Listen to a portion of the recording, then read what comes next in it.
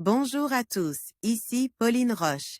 Bienvenue sur ma chaîne dédiée à la santé et aux avancées fascinantes en biotechnologie. Si vous êtes curieux de découvrir comment ces innovations transforment notre bien-être et notre avenir, n'hésitez pas à vous abonner pour ne rien manquer. Prêt à en savoir plus? Allons-y! Bonjour à tous, et bienvenue sur ma chaîne. Aujourd'hui, je vais aborder un sujet qui nous touche tous, le coronavirus Covid-19.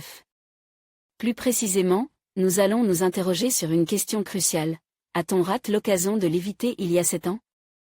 Dans cette vidéo, je vais explorer les événements passés, les alertes scientifiques et les décisions politiques qui ont pu influencer notre préparation face à cette pandémie.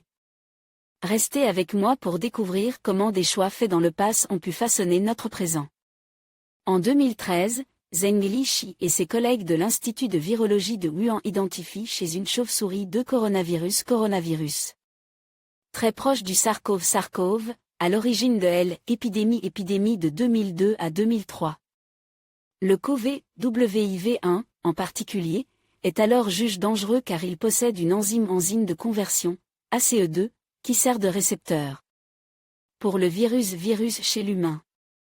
Il s'avère aujourd'hui que ce virus partage 96,2% de son génome avec le SARS-CoV-2, à l'origine de l'épidémie actuelle.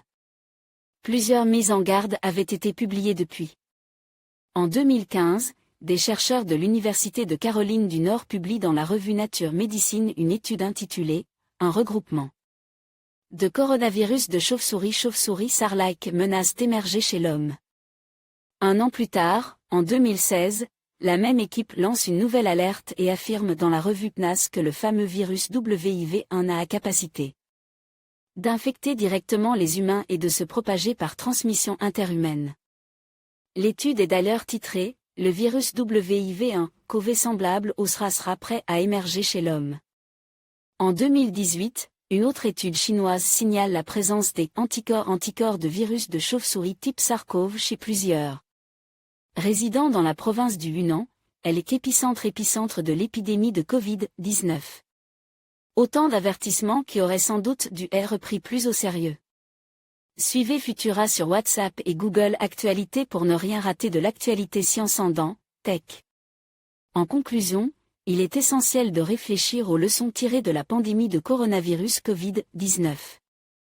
Si nous avions pris des mesures préventives il y a 7 ans, peut-être aurions-nous pu atténuer l'impact de cette crise mondiale. L'analyse des événements passés nous rappelle l'importance de la vigilance et de la préparation face aux menaces sanitaires. En unissant nos efforts et en investissant dans la recherche et la santé publique, nous pouvons mieux nous préparer pour l'avenir. Et éviter de manquer d'autres occasions cruciales. Restons mobilisés pour construire un monde plus résilient.